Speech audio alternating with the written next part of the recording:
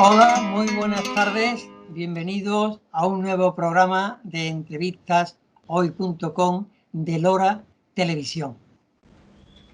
En los últimos días, tanto la ONU como la Organización Mundial de la Salud nos están alertando del riesgo de la posibilidad de un aumento masivo de problemas relacionados con la salud mental si no se toman las medidas convenientes y piden por ello a los gobiernos que inviertan recursos. Aunque los sanitarios son el punto de mira, dada la sobrecarga de trabajo que han tenido que soportar en unas condiciones muchas veces muy difíciles, el impacto psicológico ha sido generalizado en toda la población.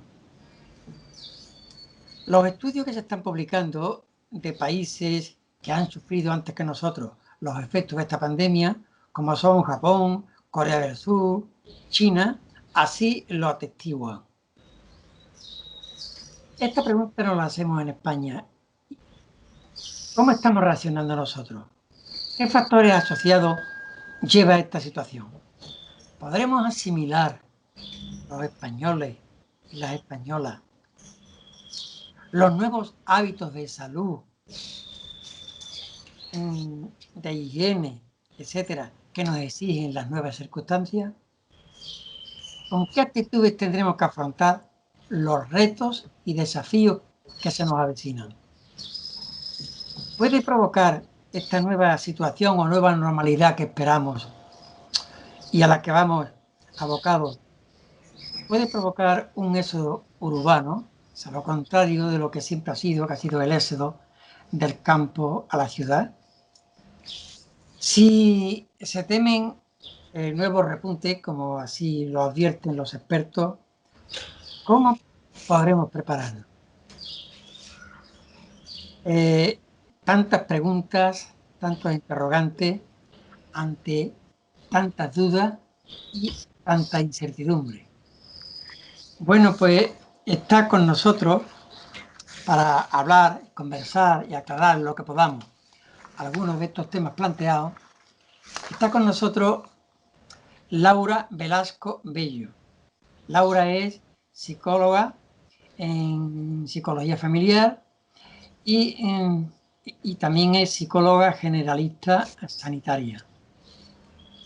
Máster en psicoterapia relacional, experta en medicina familiar y actualmente trabaja en un equipo multidisciplinar en programas de tratamiento a familias con menores en riesgo en el Instituto de Bienestar del Ayuntamiento de Palma del Río.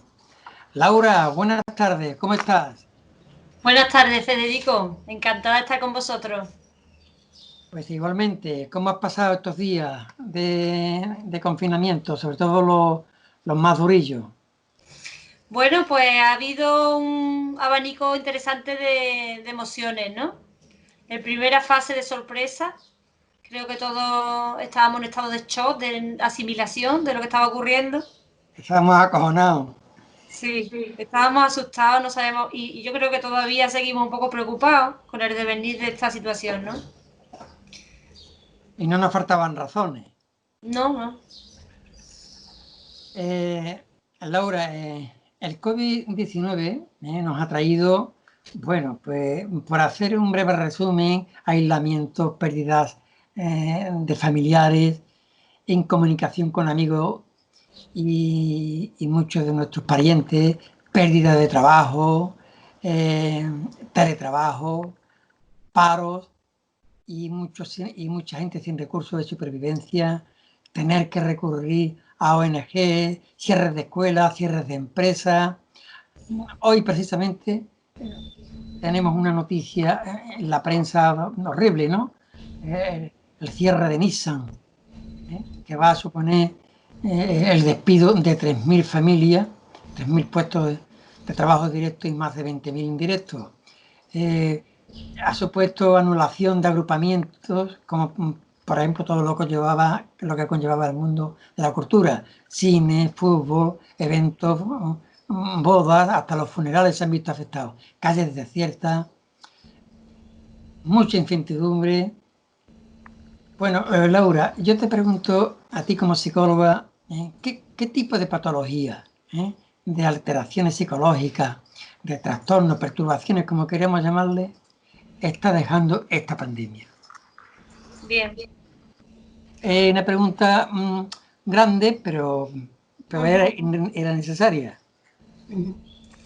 Bueno, la ansiedad y la soledad que hemos vivido estos días de confinamiento a causa de la pandemia sanitaria que hemos vivido, en sí mismas no tienen por qué ser un problema de salud mental. Es importante aclarar lo que sí puede ser un problema y lo que no. Pero yo creo que sí nos ha ayudado a visibilizar y a connotar la importancia que tiene en nuestras vidas, ¿no? Y creo que es necesario naturalizarla y entender que todos en una situación de confinamiento es muy probable que vivamos situaciones de ese tipo. Y no por ello estamos entrando en un proceso de enfermedad. Quizás estamos tomando contacto con aquellas emociones que en otras circunstancias las hemos podido evitar o no hemos tenido la capacidad de afrontar. Puede ser en ese sentido una oportunidad, ¿no?, de conocer aquellas otras emociones que, no siendo tan agradables, también nos enriquecen y nos hacen a la persona mucho más completa.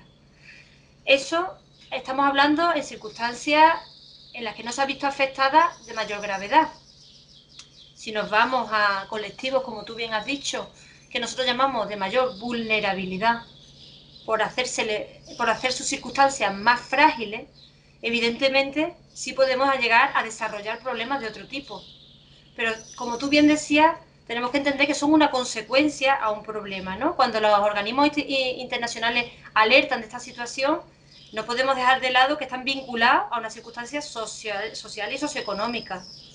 Por lo tanto, la persona que entra en un estado de desempleo sin saber qué va su porvenir económico, laboral, de precariedad, lo más probable es que tenga sintomatología de este tipo, asociada. Porque, como decía un amigo mío, si te golpean, te duele. Entonces no es en sí misma una enfermedad mental, es una consecuencia de un hecho, ¿no? Lo digo, lo destaco por desculpabilizar un poco esos sentimientos que muchas veces nos hacen sentir que se nos va un poco la situación de las manos. Son naturales, son las consecuencias propias de una situación de ese tipo. Y hablamos de colectivos vulnerables, tenemos que hablar también de personas mayores que se han visto muy solas y se han visto en el centro de la diana de lo que es la muerte, por ser el colectivo a que mayor daño ha sufrido en morbilidad. Y vemos también la diana a los menores, ese colectivo tan olvidado en el confinamiento que han estado 50 y tantos días sin pisar la calle y algunos sin poder asomarse a la ventana por no tener siquiera esa ventana. Ahora Entonces, entraremos sobre sí, eso, Laura. Pero, sí, entonces destacar un poco que si hablamos de psicopatología tendremos que irnos a la vulnerabilidad de esa persona y de esas circunstancias que lo acompañan. Y destacar, por supuesto, la sobrecarga del sistema sanitario. Pero Laura, por ejemplo, el estrés, las depresiones, más o La menos. situación amenazante, claro. Claro, claro. Yo me imagino que esto es una Sí. consecuencia directa en la salud Una de las mental. consecuencias que se hablan, que puedan tener, a lo mejor no de forma inminente, pero sí a medio o largo plazo, son los trastornos en situaciones ya más agudas, como estábamos hablando incluso de los profesionales que han soportado situaciones tan terribles, puede ser el trastorno de estrés postraumático, ¿no? Que se desarrolla a posteriori y que es el trauma revivido de distintas maneras, muchas veces disociadas del hecho real, con lo cual la persona muchas veces no sabe en qué situación se está encontrando, qué es lo que le está ocurriendo. Es una de las más graves situaciones que se pueden dar a nivel de psicopatología en estos momentos. Ha habido muchos sanitarios, bueno, un porcentaje de sanitarios que no han podido soportar la situación y se han tenido que dar de baja. O sea, eso fundamentalmente es por un estrés en grado extremo, ¿no? Claro. Claro, aquí la cantidad de estrés que se pueda soportar es personal, pero cuando a una persona le sobrepasa, ya tiene imposibilidad de poder seguir afrontando esa tarea, claro. De ahí la importancia de ese seguimiento de la intervención temprana, ¿no? De no tener tener que haber vivido situaciones tan extremas. Laura, esta situación ha hecho que hayamos aumentado o bajado nuestras defensas psicológicas. Somos ahora más fuertes que antes, o por el contrario, hemos debilitado, entre comillas, nuestras defensas psicológicas. Y en definitiva, somos más o menos resilientes que antes de la pandemia. Bueno, creo que es pronto, ¿no? Para valorarlo. Es pronto para valorarlo, puesto que ahora se nos presenta, viendo un poco las perspectivas de apertura de la situación, se nos presentan importantes retos, donde se van a poner de manifiesto esas herramientas que hemos podido desarrollar. El hecho, como decíamos al principio, de vivir una situación de aislamiento y de soledad ya en sí mismos son factores de riesgo para la resiliencia. Yo entiendo, para desarrollar esa resiliencia, ¿no? Yo entiendo que dependerá mucho de las herramientas personales, pero también dependerá mucho de las herramientas como colectivo que seamos capaces de desarrollar, de que las personas seamos capaces de entender que necesitamos trabajar en unión por objetivos comunes, reforzar la comunidad, ¿no? Creo que ahí hay uno de los retos importantes que ya antes de la pandemia se estaban debilitando por la tendencia individualista en la que nos encontrábamos y que ahora se pone más en evidencia que nunca la necesidad de ese trabajo colaborativo, ¿no? Como decía Humberto Maturana, ¿no? Somos seres colaborativos, nuestras células colaboran y las personas funcionamos en colaboración. Sin ello, es un pilar fundamental para la salud mental, las relaciones interpersonales, difícilmente podamos ser fuertes y resilientes como ciudadanos, ¿no? Como miembros de Una esta situación, comunidad. que nos unen a todos, además, porque el impacto de esta situación es igual para todos. La Aquí no fragilidad está vale, en las condiciones en las que te pille, pero a todos nos ha cogido, ¿no? aquí no vale eso de sálvese quien pueda. Yo me salvo Ahora si se mismo. salva el otro y el otro se salva. Esperemos que el enfoque no sea ese, ¿no? El de la competitividad y el de a ver quién puede más, sino de entender que esto, igual que ha venido ahora, puede venir en cualquier otro momento y que todos tenemos que ir trabajando en una línea. Sí. Laura, pues, más adelante posiblemente incidamos un poquito más en este aspecto, pero me gustaría que hablaras ahora un poquito de, esta pandemia, cómo ha impactado en la vida familiar. ¿eh? Ha supuesto, además tú como experta en temas familiares, me imagino que habrás seguido muy de cerca el tema de la vida intrafamiliar, ¿no? ¿Ha supuesto esto un aumento de violencia en la familia, en las relaciones, o por el contrario, se ha reforzado la convivencia en estos días de confinamiento austero donde no había otra opción que estar juntos? Por desgracia, la violencia intrafamiliar se ha disparado y los datos están ahí. Hay datos que no nos animan a omitirlos, ¿no? Porque han sido, consultando un poquillo las fuentes, la Fundación ANAR ha recibido 1.441 peticiones de ayuda por parte de menores que se han visto retirados de sus colegios, de sus grupos de relación, en algunas familias en las que esas áreas de su vida son factores de compensación muy importantes para su estímulo de su desarrollo y de su educación, y donde la forma de resolución de conflictos pues habitual ha sido la violencia. Ahora, con más tensión, con más angustia, pues eso se ha podido disparar, ¿no? De la misma manera, la violación la violencia de género, ¿no? Uno de los derechos humanos más violados en estos tiempos, y donde también hay datos que anuncian que esta circunstancia lo ha agravado. La verdad es que esto en una familia que haya tenido que vivir en un piso relativamente pequeño, ¿eh? con, con uno, con dos, con tres niños. mm, Bueno, te voy a contar una anécdota muy brevemente, y además con las palabras textuales, que yo no sé si será correcto decirlo o no, pero pasaba yo por una de las calles de aquí de Lora y salía una voz de una mujer que se le veía que estaba un poquito desesperada, pobre. Y salía por la ventana: estoy hasta el higo de los deberes. Es que ha sido muy potente. Los padres no son maestros, los padres se nos han visto, los maestros y los profesores están dándolo todo y haciendo todo lo posible, pero los padres tampoco hemos podido soportar tanta exigencia, ni los niños con una pérdida tan sustancial de lo que es el colegio, porque el colegio no solamente aprender tareas, lesión y objetivos educativos de contenido, sino el colegio es un espacio de socialización, de complicidades, de juego, donde ellos desarrollan aspectos de su personalidad que se han visto totalmente reprimidos. Entonces la tensión en los hogares está siendo latente. Si esto es que en familias más reforzadas y con pautas y herramientas más basadas en el diálogo, en la comunicación, en la comprensión, en la escucha, pues se sobrelleva mejor. Cuando eso no se ha dado, pues puede llegar a una situación bastante extrema, claro. Laura, ahora yo no sé por cuánto tiempo, pero parece evidente que vamos a tener que mantener ciertos hábitos, ¿eh?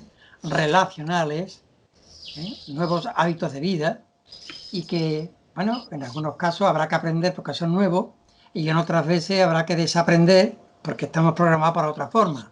¿Eh? Háblanos un poquito de los rituales relacionales nuestros, sobre todo aquí en el sur, que somos tan besucones y tan dados a darnos abrazos y a manifestar nuestra... ¿Tú crees que seremos capaces de adoptar, y de asumir y de aprender estos nuevos hábitos que nos va a exigir y nos está exigiendo la nueva situación? Nos va a costar mucho, ¿eh? Yo creo que a nosotros nos va a costar. O sea, estamos siendo, en términos generales, bastante disciplinados. Creo que la población está acatando bastante bien la norma. Pero nuestro sentir es de unión, de cercanía. Nosotros somos muy dados a lo que tú decías, a la expresión de nuestros sentires y la creación de esos espacios donde lo compartimos nuestras angustias. Quitarnos ese elemento nos va a resultar bastante duro. El uso, lo que hablábamos, ¿no? El uso de la mascarilla como pantalla, ¿no? Siendo nuestra expresión facial uno de los más potentes comunicadores de las emociones, donde se expresan todas las 7 emociones básicas. ¿Cómo se maneja eso? Tenemos que inventar nuevas formas, no queda otra. Porque sin los espacios relacionales no podemos vivir. Hay que crear una nueva forma de vincularnos y de unirnos. La mascarilla de la que habla, yo creo que son una de las tres herramientas que han venido para quedarse, ¿no?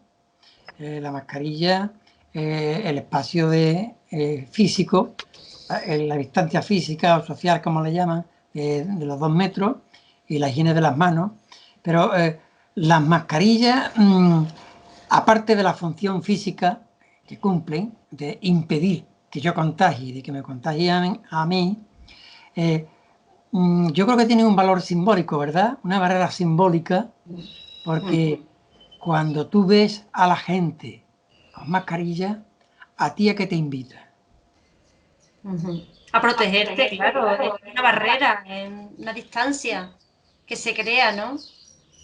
Además de la distancia física y una distancia emocional, se impide, la comunicación se ve limitada, porque la comunicación no verbal es mucho más amplia la no verbal, perdón, es mucho más amplia que la verbal y se está limitando muchísimo, tanto con el tema de la mascarilla como el tema del contacto físico, ¿no?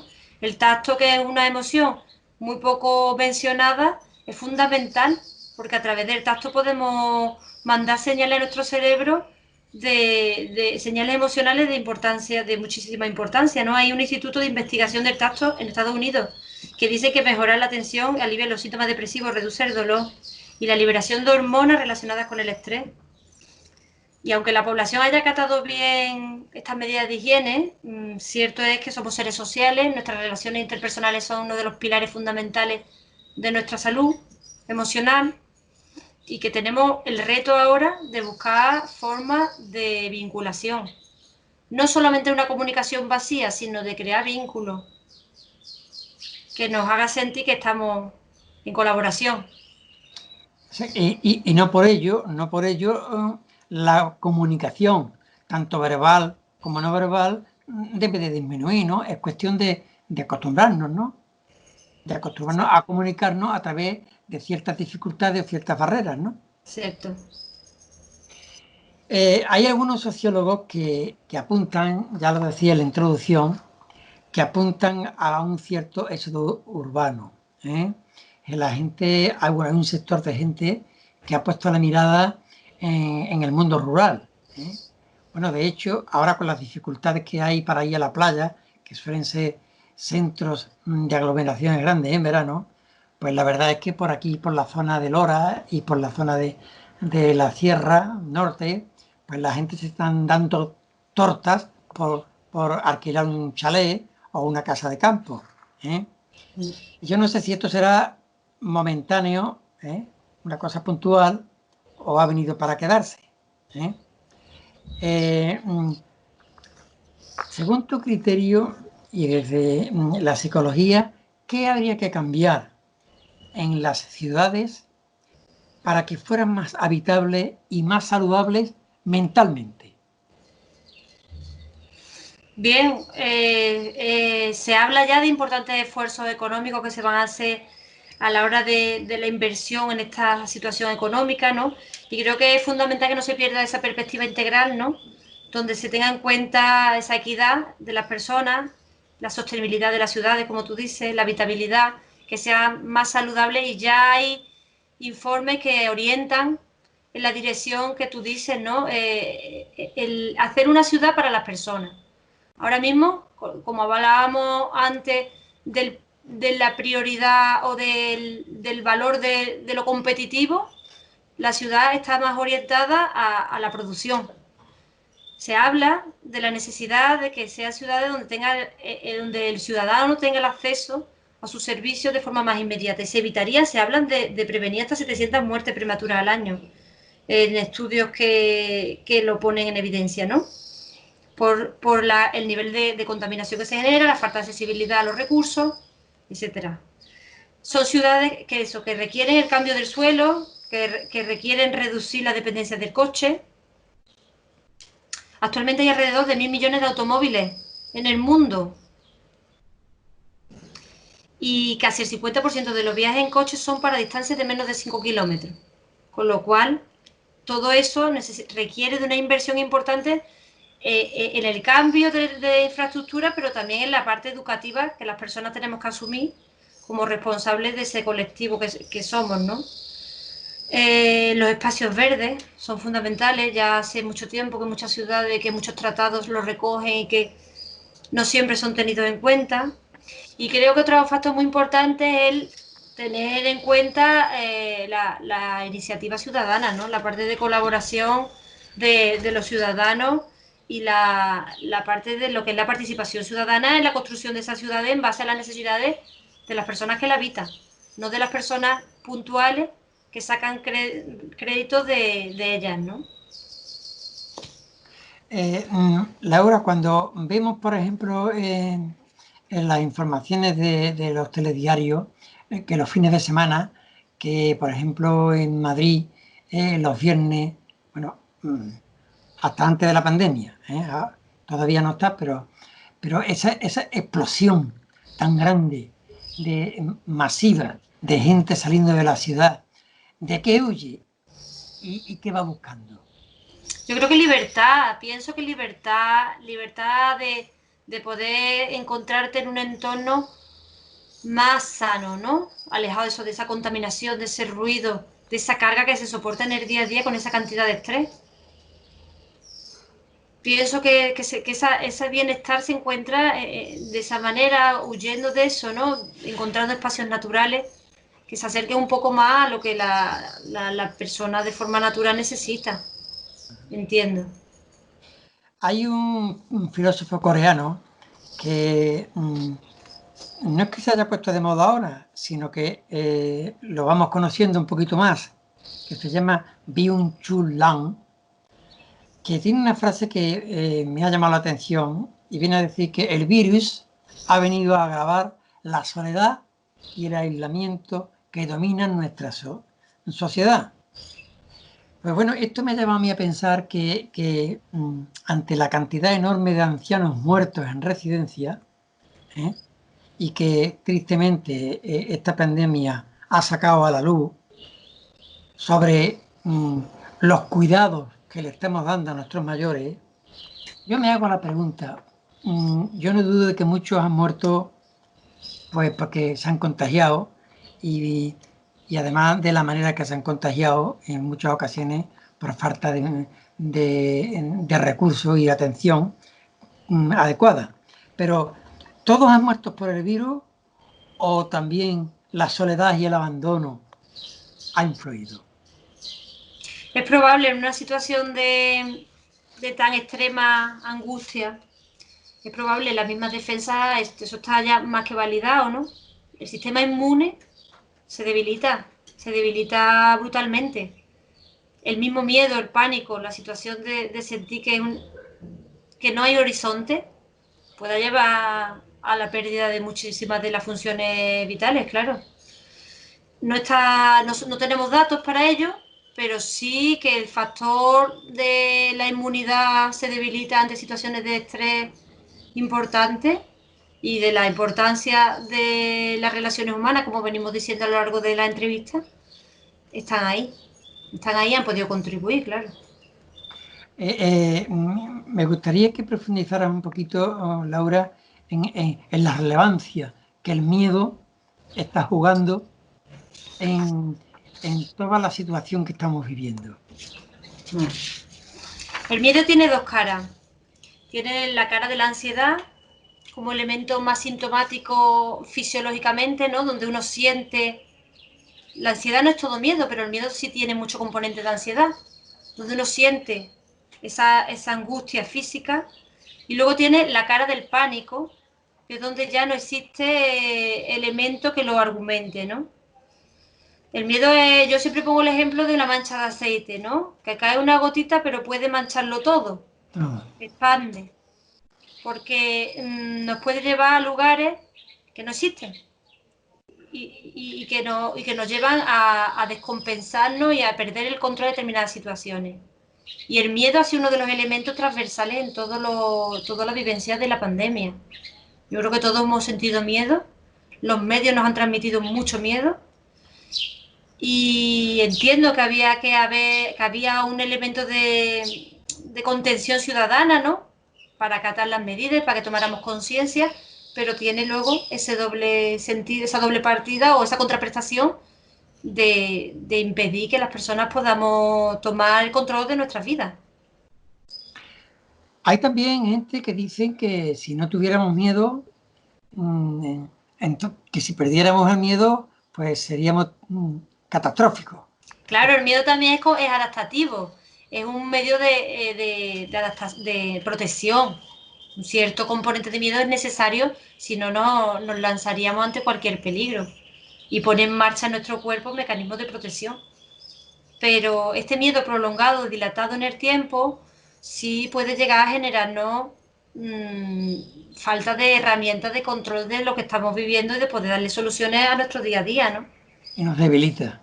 Sí. Y nos debilita. Hubo un momento en que hablabas de la importancia que tenía la comunidad y la comunitariedad frente al individualismo al que estamos acostumbrados a vivir, ¿no? De yo en mi casa y Dios en la casa de todos, ¿no? Podríamos decir podemos contraponer individualismo y comunitarismo.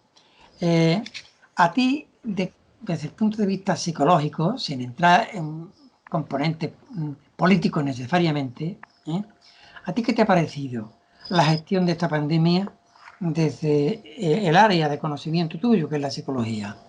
¿Qué opinión tienes? Bueno, yo de lo que he ido formándome para hacer frente desde mis competencias a esta situación, entendía que nos asesoraban que la pandemia, el confinamiento en una situación de pandemia es la última de las medidas que se debe tomar. Entendemos que se toma esa medida porque no queda otra, no tenemos ningún anticuerpo y el virus lo que tenemos que hacer es evitarlo para que no se propague lo menos posible. Pero también es verdad que también los especialistas en otros tipos de pandemia alertaban que más de 10 días podía tener consecuencias como estamos hablando. Llevados a este punto, entendiendo que no ha habido otra solución, yo sí he visto positivo la explicación diaria y continuada por parte de las autoridades de lo que estaba pasando, ¿no? Y cómo se nos ha ido anticipando.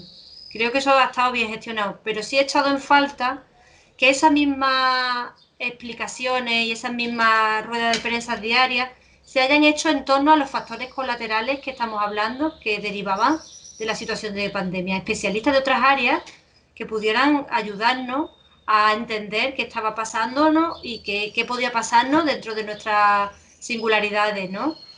Creo que eso sí ha estado muy carente, ha dependido un poco de la aleatoriedad de las administraciones públicas, de las administraciones más motivadas o más concienciadas, y en algunos casos, como en el tema de los mayores o de los niños, en el caso de los mayores, los servicios, las entidades que han puesto en marcha servicios de teleasistencia o de atención psicológica han dado resultados buenísimos. Los mayores han acatado perfectamente las pautas que se les han dado y les han sido muy útiles, pero todo el mundo no ha tenido esa oportunidad. Y en el caso de los niños, yo creo que han sido los grandes olvidados de la pandemia. Poca información y la información muy centrada en el desarrollo de tareas y contenidos. Ha habido canales públicos que han desarrollado un programa magnífico enfocado a las asignaturas. Pero volvemos a lo mismo. La situación cotidiana de los hogares no es el colegio es importante, se han hecho enormes esfuerzos por continuar y consolidar sobre todo los contenidos que los niños habían adquirido, que es importante, pero entiendo que tendríamos que haber dado un pasito más allá y entender que los niños no son adultos en pequeñitos, que tienen otras necesidades específicas y que los padres mismos muchas veces no sabemos manejar. En ese sentido sí yo creo que se podría haber manejado y que bueno, que estamos a tiempo de que se pudiera tomar conciencia de la importancia de que a la medida y a la norma que se van a aplicar y a toda esa parte que ha sido muy, muy bien comunicada a diario, se le unieran también cómo manejamos esto ahora, ¿no? Una ayuda. Tengo entendido, Laura, que tú durante la época de confinamiento duro, pues has estado prestando un servicio de teléfono de atención psicológica. ¿Qué tipo de respuesta buscaban los que llamaban a la psicóloga por teléfono? Bien, ha habido llamadas que han sido fruto del miedo de no saber qué hacer ante determinadas situaciones y necesitar esa voz externa que le validara si determinadas actuaciones podían ser peligrosas o no, de riesgo, aún teniendo la información. Porque ese miedo genera esa inseguridad, que hablábamos de no poder manejar muy bien tus propias herramientas. Y luego muchas otras llamadas han sido personas que teniendo alguna problemática anterior, en estas circunstancias se ha visto agravada por la falta de aislamiento, de cercanía a los seres queridos, de personas que no habiendo fallecido por víctimas del COVID, han tenido pérdidas importantes en sus familias que no han podido gestionar un duelo con un ritual habitual del que siempre hemos vivido. Y eso ha sido muy, muy doloroso para la familia. Esos duelos no acompañados, en soledad, sin faltos de rituales. Las redes sociales juegan un papel importantísimo hoy en la comunicación y nadie duda del papel relevante que tienen hoy a la hora de comunicarnos, ¿no? Y además de comunicarnos mundialmente, y simultáneamente. Tienen sus partes muy positivas, pero también tienen algunos lados oscuros, como por ejemplo los bulos, las medias verdades, las medias mentiras. Desde tu punto de vista, y lo que tú has detectado, ¿ha tenido relevancia, peso significativo las redes sociales en la comunicación que hemos tenido la gente durante esta pandemia? Yo creo que muchísima, ha sido la ventana que nos asomaba al mundo, ¿no? Y claro, como tú dices, esa ventana ha estado sometida a multitud de bombardeos de informaciones que muchas veces nos han generado una situación de caos. Por lo menos yo personalmente, las informaciones contrarias a casi a diario me ha generado una sensación de incertidumbre muy, muy grande y de inseguridad, ¿no? Cierto es que nos han unido porque hemos podido mantenernos cerca y nos ha ayudado a poder estar en contacto, pero el cribado de información creo que no estamos preparados para hacerlo. La población en general nos cuesta todavía discernir mucho lo que es una noticia falsa de lo que no lo es, incluso las mismas fuentes en muchos casos han entrado en su propia contradicción. Yo creo que ha sido un espacio, en cierto modo, necesario, pero también angustiante, ¿no? ¿Tú crees que sería un motivo de seguridad o de inseguridad el hecho de que, por ejemplo, el gobierno tuviera la capacidad de controlar un poco la geolocalización a través fundamentalmente de los móviles? Hay posturas de todos los tipos. Hay gente que piensan que eso va contra la libertad, otros que pensamos que si es puntual y coyuntural puede ser un motivo de seguridad para toda la comunidad y de control de la epidemia. ¿Tú qué opinas si el gobierno en España se viera obligado a llevar algún tipo de control de la localización de la gente? A mí me asusta un poco en lo que refiere a la pérdida de esa libertad, ¿no? Sin negar que ya de alguna manera existe cierto control, ya las redes sociales mismas ya hay una huella digital en la que todos tenemos ya una constancia que es imborrable. Pero creo que es un debate muy delicado. Creo que yo iría más bien por el trabajo de la responsabilidad de los ciudadanos y que se reforzara mucho las actuaciones más encaminadas, que sea el ciudadano el que se responsabilice de sus actos, a que haya un control. Es un tema complicado.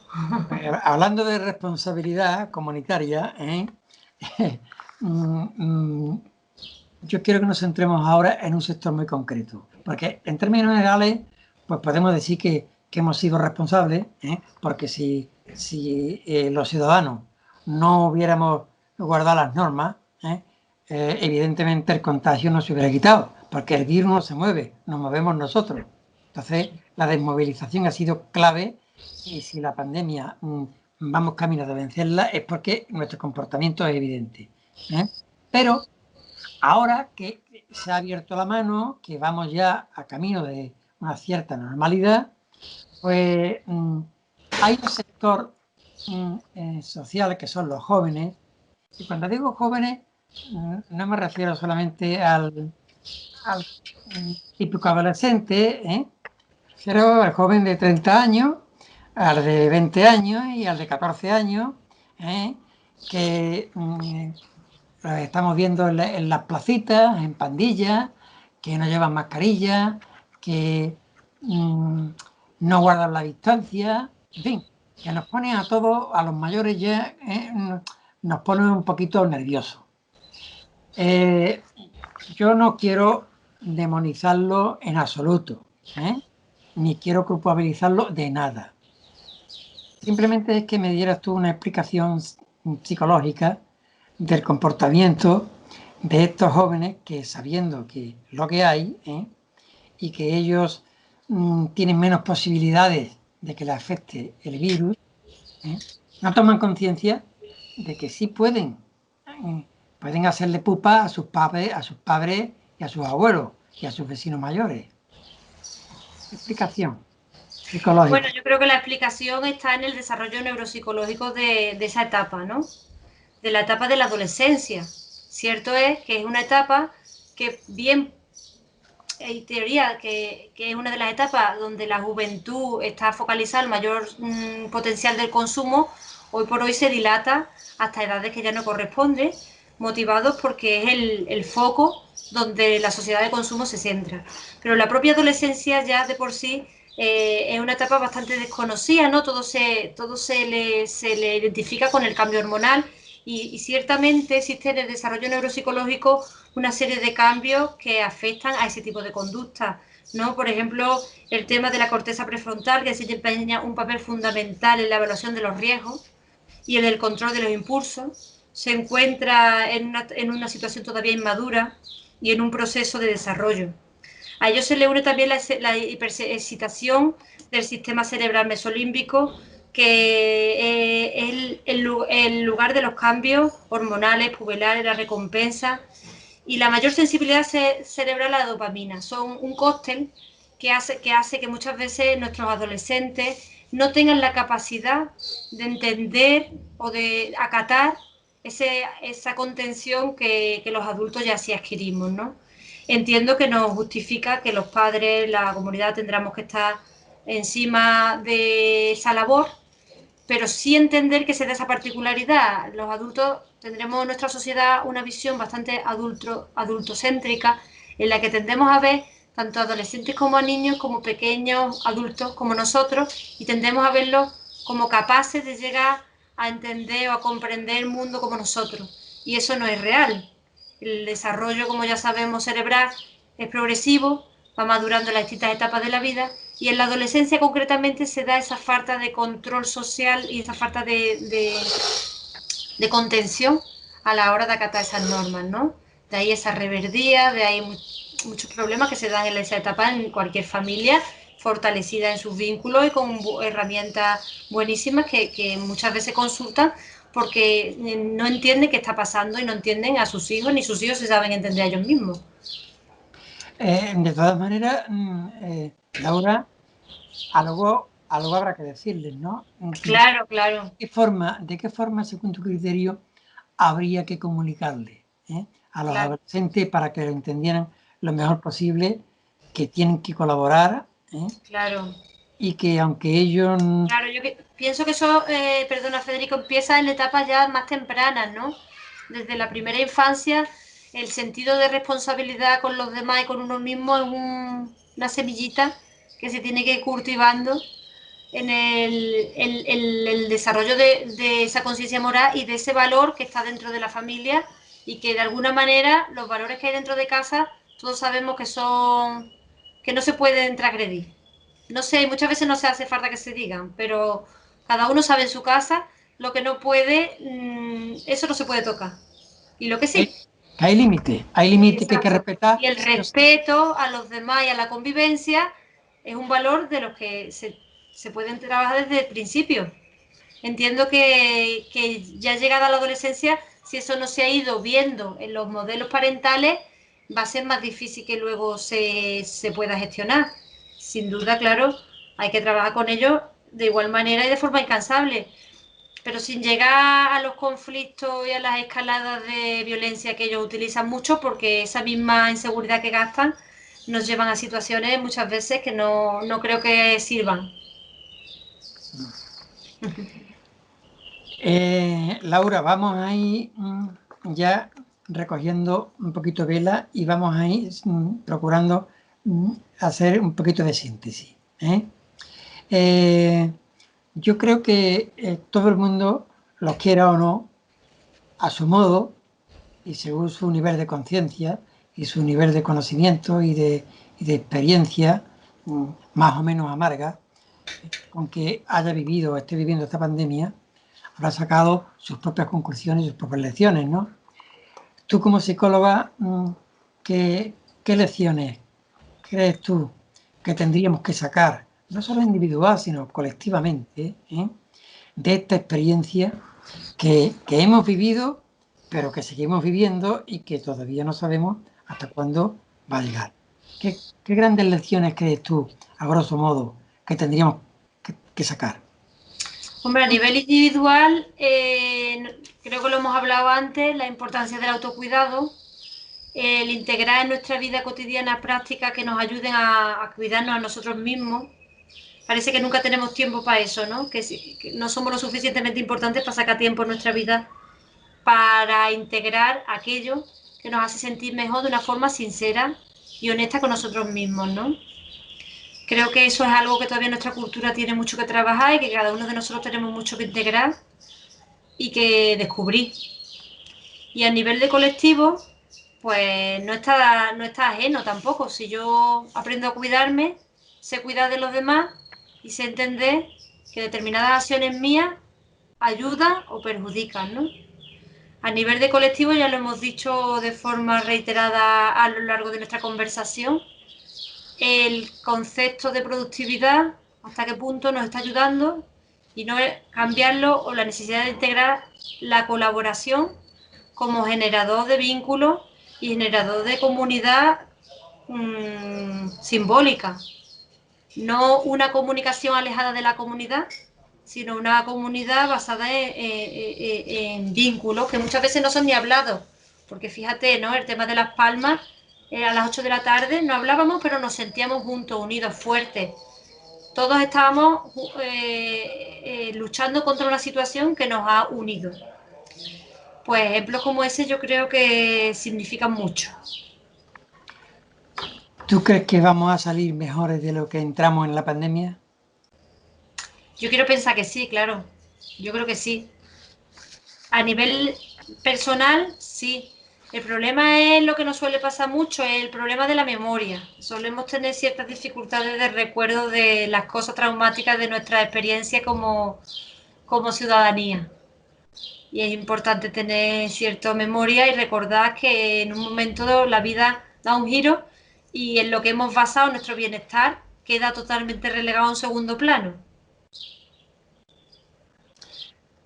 Pues mira, Laura, antes de irnos, me gustaría que me respondiera a una última pregunta, y es que ante posibles nuevos repuntes, digo posibles porque puede ser que no ocurra, ¿eh? Mm, ¿Qué medidas concretas habría que tomar desde ya, ¿eh? Eh, durante y después, pero sobre todo ante el miedo a ese nuevo repunte, ¿qué recomendaciones, orientaciones generales nos podrías sugerir para cuidar nuestra salud mental, ese equilibrio interno del que hablabas antes, no solo personal, sino también en torno a la familia y a la comunidad vecinal en la que vive cada uno. Estoy pidiendo algunas orientaciones para ese miedo a esos posibles repuntes que se pueden dar y que de hecho, bueno, pues se están dando ahora mismo, por ejemplo, en Corea del Sur. Bueno, yo he escuchado durante la pandemia, todos hemos escuchado mucho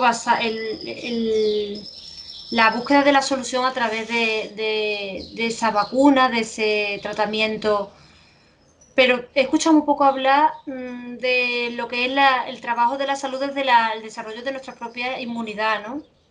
De cómo desarrollar nosotros elementos de salud, salud personal y salud comunitaria, que generen en nosotros una sensación mayor de bienestar y, por tanto, de aumento de nuestra inmunidad, de bienestar emocional, físico. Creo que es el momento de darnos cuenta que tenemos que cambiar hábitos alimenticios, que tenemos que cambiar formas de vida, de contaminación, como hemos hablado.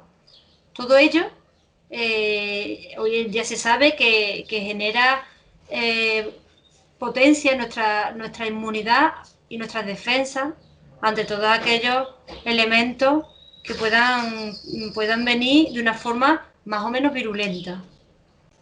Creo que eso es un elemento fundamental y ahí entra todo lo que hemos hablado. Hemos hablado de salud, de elementos físicos, elementos emocionales y comunitarios, ¿no? No sé el alcance de tu pregunta, puesto que no soy experta en pandemia, pero sí he echado un poco en falta esa parte de los especialistas en salud, médicos y demás, hablándonos un poco también de cómo desarrollar un buen sistema inmune con buenas defensas ante las amenazas que puedan llegar a nuestra salud, ¿no?